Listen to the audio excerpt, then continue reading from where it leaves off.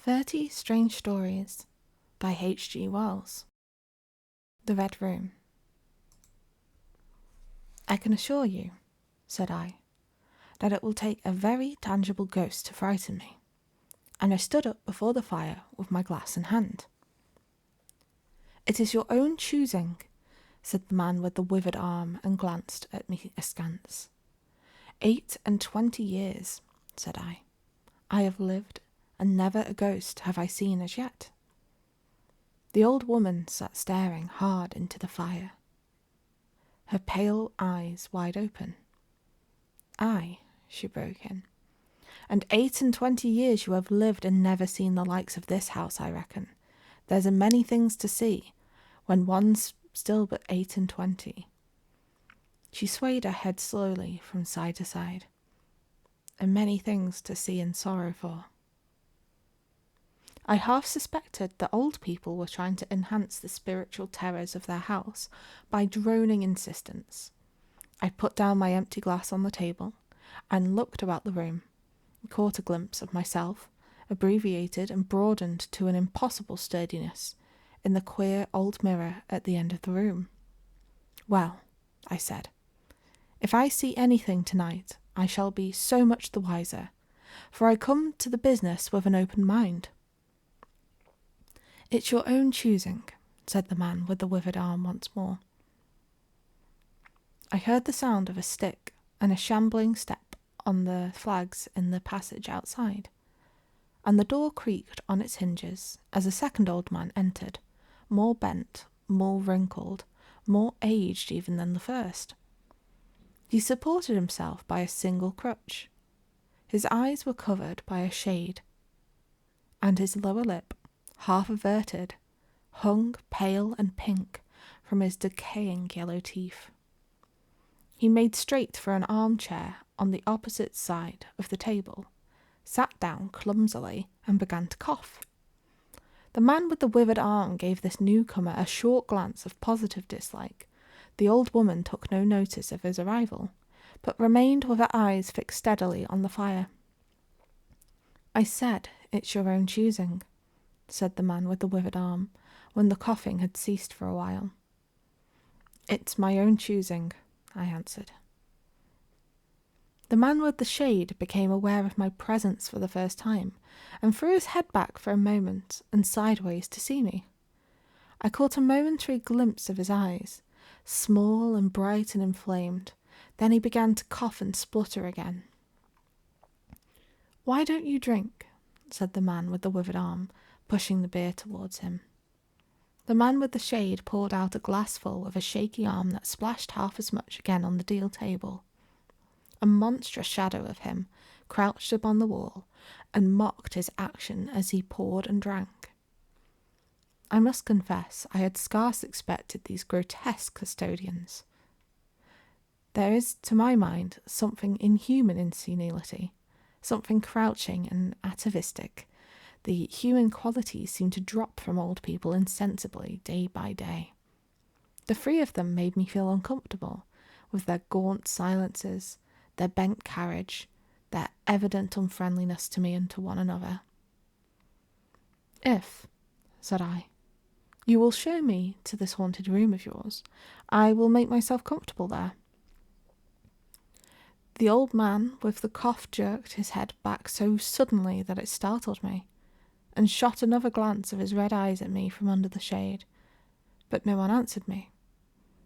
I waited a minute, glancing from one to the other. If, I said a little louder, if you will show me to this haunted room of yours, I will relieve you from the task of entertaining me. There's a candle on the slab outside the door, said the man with the withered arm, looking at my feet as he addressed me. But if you go to the Red Room tonight— This night of all nights, said the old woman, you go alone. Very well, I answered. And which way do I go? You go along the passage for a bit, said he, until you come to a door, and through that is a spiral staircase, and halfway up that is a landing and another door covered with baize. Go through that and down the long corridor to the end, and the Red Room is on your left up the steps. Have I got that right? I said, and repeated his directions. He corrected me in one particular. And are you really going? Said the man with the shade, looking at me again for the third time, with that queer, unnatural tilting of the face. This night of all nights, said the old woman. It is what I came for, I said, and moved towards the door. As I did so, the old man with the shade rose and staggered round the table, so as to be closer to the others and to the fire. At the door I turned and looked at them, and saw they were all close together, dark against the firelight, staring at me over their shoulders, with an intent expression on their ancient faces. Good night, I said, setting the door open. It's your own choosing, said the man with the withered arm. I left the door wide open until the candle was well alight. Then I shut them in and walked down the chilly, echoing passage. I must confess that the oddness of these three old pensioners, in whose charge her ladyship had left the castle, and the deep-toned, old-fashioned furniture of the housekeeper's room in which they foregathered, affected me in spite of my efforts to keep myself a matter-of-fact phase.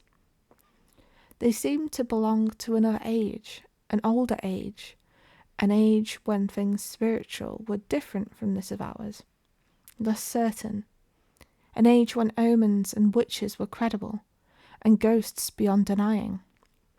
Their very existence was spectral, the cut of their clothing, fashions born in dead brains, the ornaments and conveniences of the room about them were ghostly, the thoughts of vanished men, which haunted rather than participated in the world of today. But with an effort, I sent such thoughts to the right about. The long, draughty subterranean passage was chilly and dusty, and my candle flared and made the shadows cower and quiver. The echoes rang up and down the spiral staircase, and a shadow came sweeping up after me, and one fled before me into the darkness overhead. I came to the landing and stopped there for a moment, listening to a rustling that I fancied I heard. Then, satisfied of the absolute silence, I pushed open the baize-covered door and stood in the corridor. The effect was scarcely what I expected, for the moonlight, coming in by the great window on the grand staircase, picked out everything in vivid black shadow or silvery illumination. Everything was in its place. The house might have been deserted only yesterday instead of 18 months ago. There were candles in the sockets of the sconces, and whatever dust had gathered on the carpets or upon the polished flooring was distributed so evenly as to be invisible in the moonlight. I was about to advance and stopped abruptly. A bronze group stood upon the landing, hidden from me by the corner of the wall, but its shadow fell with marvellous distinctness upon the white panelling, and gave me the impression of someone crouching to waylay me. I stood rigid for half a minute perhaps. Then, with my hand in the pocket that held my revolver, I advanced, only to discover a Ganymede and eagle glistening in the moonlight. That incident, for a time, restored my nerve, and a porcelain Chinaman on a buhl table, whose head rocked silently as I passed him, scarcely startled me. The door to the Red Room and the steps up to it were in a shadowy corner. I moved my candle from side to side, in order to see clearly the nature of the recess in which I stood before opening the door. Here it was, thought I, that my predecessor was found, and the memory of that story gave me a sudden twinge of apprehension. I glanced over my shoulder at the Ganymede in the moonlight, and opened the door of the Red Room rather hastily, with my face half turned to the pallid silence of the landing. I entered, closed the door behind me at once, turned the key I found in the lock within, and stood, with the candle held aloft, surveying the scene of my vigil, the great Red Room of Lorraine Castle, in which the young Duke had died, or rather, in which he had begun his dying, for he had opened the door and fallen headlong in the steps I had just ascended.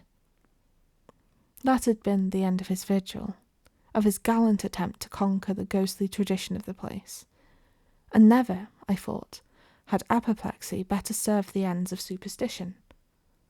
And there were other and older stories that clung to the room, back to the half-credible beginning of it all, the tale of a timid wife and the tragic end that came to her husband's jest of frightening her.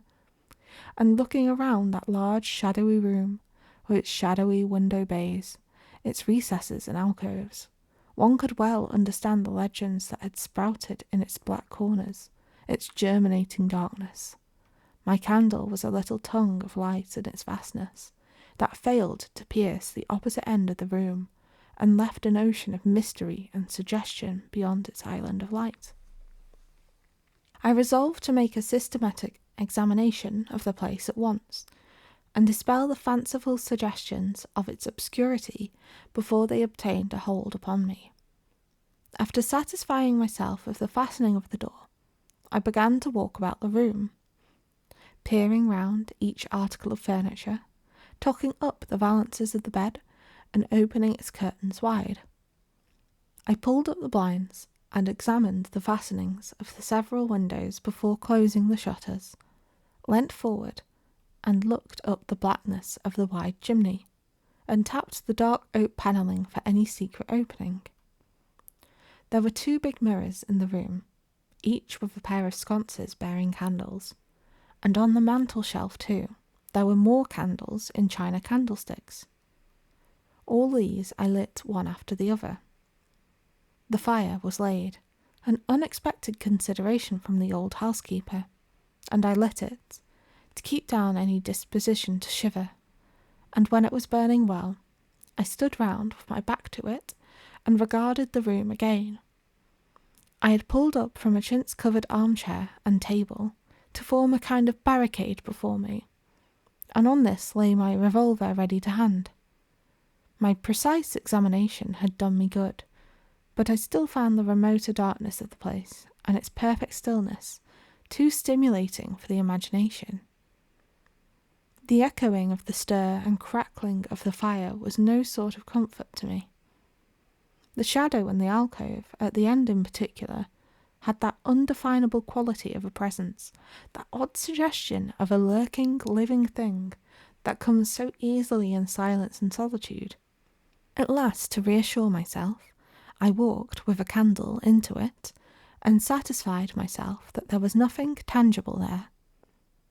I stood that candle upon the floor of the alcove, and left that in position. By this time I was in a state of considerable nervous tension, although to my reason there was no adequate cause for the condition. My mind, however, was perfectly clear. I postulated quite unreservedly that nothing supernatural could happen, and to pass the time I began to string some rhymes together, in Goldsby fashion, of the original legend of the place. A few I spoke aloud, but the echoes were not pleasant. For the same reason I also abandoned, after a time, a conversation with myself upon the impossibility of ghosts and haunting. My mind reverted to the 3 old and distorted people downstairs, and I tried to keep it upon that topic. The sombre reds and blacks of the room troubled me. Even with 7 candles, the place was merely dim. The one in the alcove flared in a draught, and the fire flickering kept the shadows and penumbra perpetually shifting and stirring. Casting about for a remedy, I recalled the candles I had seen in the passage, and, with a slight effort, walked out into the moonlight, carrying a candle and leaving the door open, and presently returned with as many as 10. These I put in various knickknacks of china with which the room was sparsely adorned, lit and placed where the shadows had lain deepest, some on the floor, some in the window recesses, until at last my 17 candles were so arranged that not an inch of the room but had the direct light of at least one of them. It occurred to me that when the ghost came, I could warn him not to trip over them. The room was now quite brightly illuminated. There was something very cheery and reassuring in these little streaming flames, and snuffing them gave me an occupation, and afforded a reassuring sense of the passage of time. Even with that, however, the brooding expectation of the vigil weighed heavily upon me. It was after midnight that the candle in the alcove suddenly went out, and the black shadow sprang back to its place there. I did not see the candle go out. I simply turned and saw that the darkness was there, as one might and see the unexpected presence of a stranger. "By Jove," I said aloud, "that draught's a strong one." And taking the matches from the table, I walked across the room in a leisurely manner to relight the corner again. My first match would not strike, and as I succeeded with the second, something seemed to blink on the wall before me. I turned my head involuntarily and saw that the 2 candles on the little table by the fireplace were extinguished. I rose at once to my feet. "Odd," I said. "Did I do that myself in a flash of absent-mindedness?" I walked back, relit one, and as I did so, I saw the candle in the right sconce of one of the mirrors wink and go right out, and almost immediately its companion followed it. There was no mistake about it. The flame vanished, as if the wicks had suddenly pipped between a finger and a thumb, leaving the wick neither glowing nor smoking, but black. While I stood gaping, the candle at the foot of the bed went out, and the shadows seemed to take another step towards me. "This won't do," said I, and first one and then another candle on the mantel-shelf followed. "What's up?" I cried, with a queer high note getting into my voice somehow. At that the candle on the wardrobe went out, and the one I had relit in the alcove followed. "Steady on," I said. "These candles are wanted," speaking with a half-hysterical facetiousness, and scratching away at a match the whole while for the mantel candlesticks. My hands trembled so much that twice I missed the rough paper on the matchbox. As the mantel emerged from darkness again, 2 candles in the remoter end of the window were eclipsed. But with the same match I also relit the larger of the mirror candles, and those on the floor nearer the doorway, so that for the moment I seemed to gain on their extinctions. But then, in a volley, there vanished 4 lights at once in different corners of the room, and I struck another match in quivering haste and stood hesitating whether to take it. As I stood undecided, an invisible hand seemed to sweep out the 2 candles on the table. With a cry of terror I dashed at the alcove, then into the corner, then into the window, relighting 3 as 2 more vanished by the fireplace. Then, perceiving a better way, I dropped the matches on the iron-bound deed box in the corner and caught up the bedroom candlestick. With this I avoided the delay of striking matches, but for all that the steady progress of extinction went on, and the shadows I feared and fought against returned and crept in upon me. First a step gained on this side of me, and then on that. It was like a ragged storm cloud sweeping out the stars. Now and then one returned for a minute, and I was lost again. I was now almost frantic with the horror of the coming darkness, and in my self-possession deserted me. I leaped, panting and dishevelled, from candle to candle, in a vain struggle against that remorseless advance. I bruised myself on the thigh against the table. I sent a chair headlong. I stumbled and fell and whisked the cloth from my table in my fall. My candle rolled away from me, and I snatched another as I rose. Abruptly this was blown out, as I swung it off the table, by the wind of my sudden movement, and immediately the 2 remaining candles followed, but there was light still in the room, a red light that staved off the shadows from me. The fire! Of course, I could still thrust my candle between the bars and relight it.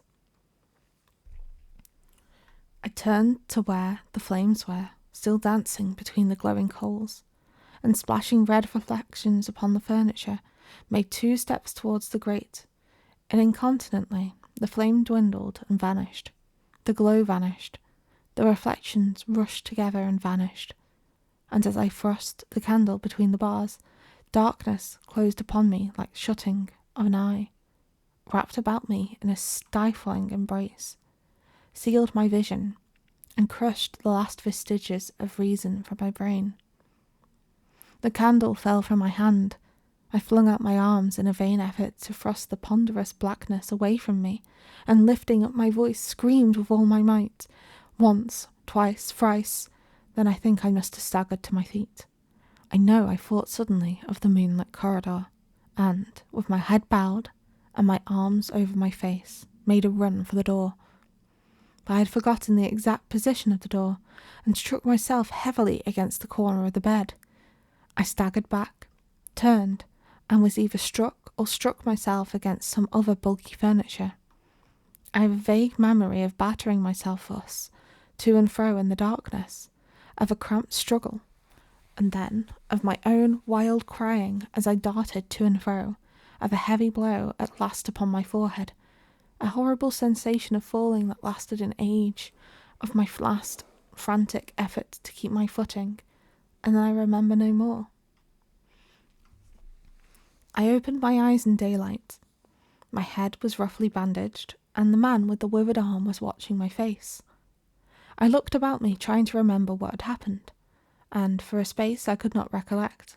I rolled my eyes into the corner and saw the old woman, no longer abstracted, pouring out some drops of medicine from a little blue phial into a glass. "Where am I?" I asked. "I seem to remember you, yet I cannot remember who you are." They told me then, and I heard of the haunted red room as one who hears a tale. "We found you at dawn," said he. "There was blood on your forehead and lips." It was very slowly I recovered my memory of my experience. "You believe now," said the old man, "that the room is haunted?" He spoke no longer as one who greets an intruder, but as one who grieves for a broken friend. "Yes," said I, "the room is haunted." "And you have seen it, and we who have lived here all our lives have never set eyes upon it, because we never dared. Tell us, is it truly the old earl who—" "No," said I, "it is not." "I told you so," said the old lady with the glass in her hand. "It is his poor young countess who was frightened."